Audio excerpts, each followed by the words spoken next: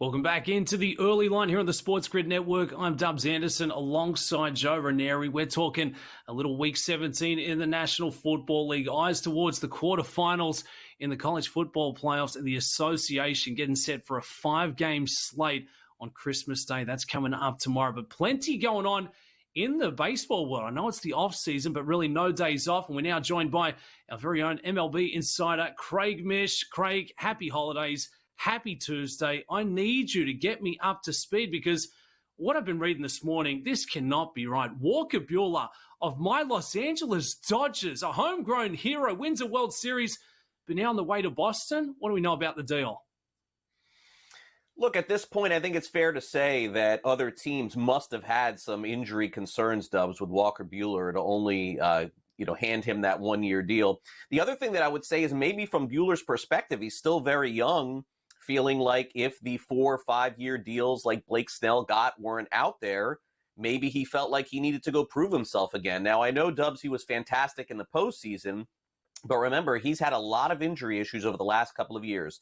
So maybe this works out well for both sides. Buehler goes to Boston and does a really good job in that 1-year contract that he ends up getting. And then maybe he goes back on the free agent market again. That would seem to be what is going on here, because otherwise he's the kind of pitcher that absolutely could get a multi-year deal, proving himself as something that he wants to do very clearly. And I think teams want to see him a little bit more healthy. He definitely will be a one-to-watch player, I think, this season. So, Craig, I wanted to get your thoughts. The minute I heard this, I thought of you with Luzardo heading over to Philadelphia. What is he, 27, I think? He's still was under, I believe, control and will be for the Phillies, who add Zach Wheeler now, Aaron Nola, Ranger Suarez, now Luzardo. I like it for the Phillies, but what was the situation here with the Marlins, and what did they get back in return for? Yeah, well, Joe, look, at this point, we know where the Marlins are headed. It's probably more of a rebuild type season. Luzardo's under team control for 2 more years. Will get paid in arbitration, $6 million, $7 million this year. I think, Joe, most people who watch Luzardo think that there's a very high ceiling for him, meaning if you look at his season 2 years ago, where he started 30 games and he pitched for the Marlins in their first postseason game, that's the kind of guy that he can be. And I think the Phillies are hoping for that.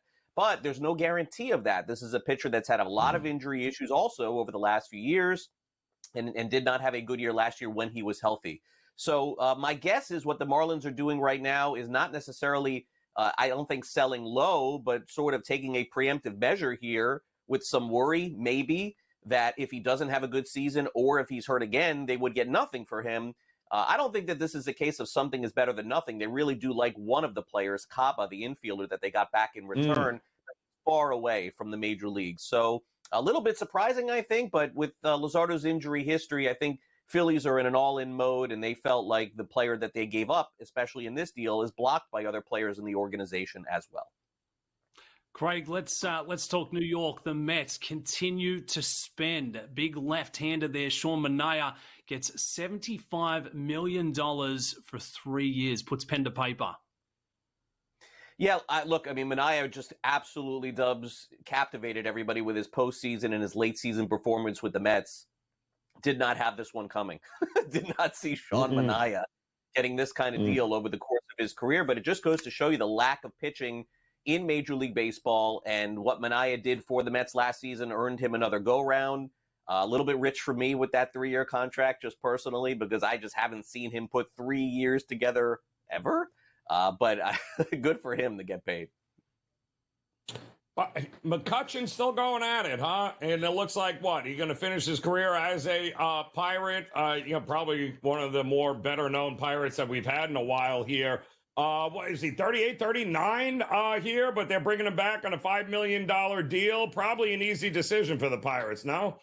Yeah, look, I think you said it, Joe. Maybe it's 1 year. Maybe it's another year after this year. He's a homegrown Pirate. There's some debate whether he's a Hall of Famer. I think probably, to me, still fringe, I think. If you look at his numbers, close but not quite. Maybe another couple of years gets him in, adds some great clubhouse factor to what the Pirates are trying to do. They're going to be under some pressure, Joe, to win this year a little bit more than they have in the past. I don't think they're going to be able to get away with 75 wins or anything like that. You got Paul Skeens, you got young players, you got Reynolds. you got to try and win a little bit. And I think that's where the Pirates are headed. And so he just adds to that mix. Doesn't really move the needle either way, but for his career, it's a really nice story. And Craig, we're in the business of making money. Never too early to jump in and play the futures. Opening day coming up on the 27th of March, but it really feels like it's fast approaching. So let's take a deep dive into the 2025 World Series odds. And the odds makers projecting it to be all about the Dodgers yet again at plus 320. It's been a nice looking off season, but outside of LA, who's the standout for you? We've got the Braves and the Yankees sitting at plus 850, but who's going to benefit from some of the recent acquisitions? Yeah, well, look, I mean, the Dodgers are stacked. They're bringing back a lot of players. They're still going to be fantastic. But let's just not forget, in terms of talent, the Philadelphia Phillies are still right there. They've been a very disappointing team when they've gotten to the finish line 2 years ago, and then they didn't even get to the finish line last year. So to me, that's the team, if they could put it all together, Dubs, and knock out the Dodgers, then you would be talking about a team that would have some sort of clear path to the World Series. Yankees got there last year, but again, take a look. It's a lot of National League teams you're seeing there in the top five, and the reason why is 4 of those 5 teams, probably the most talented teams in baseball. So to me, it's the Phillies where I would drop in on the value there. You like what the Yankees did after losing Soto? You like the moves they made, Craig? I guess. I mean, Soto's a generational player, and I like Paul Goldschmidt and some of the other names that they're adding, but it's not Juan Soto, man. You know, like I don't think anything.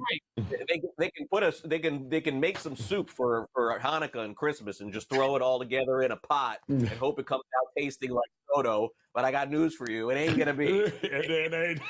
You want Soto. Craig, before we lose you, Juan Soto, Mets, 15 years, $765 million deal. How many World Series does he get between now and then? Give us the futures outlook. Maybe one. That's tough to predict.